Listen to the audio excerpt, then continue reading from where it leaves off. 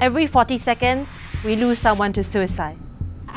What if we can find space within our fast-paced lives to connect with ourselves and others? What difference would that make?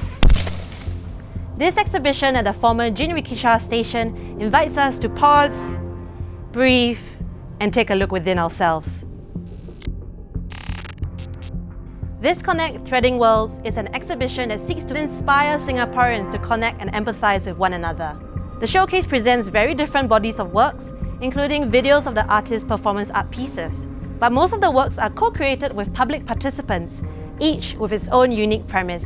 But they do share a common thread. It invites pairs of strangers to come together for the first time and have a heart-to-heart talk, and to take turns to share their own stories of loss and vulnerability. All in all, it asks, what does it mean to hold space?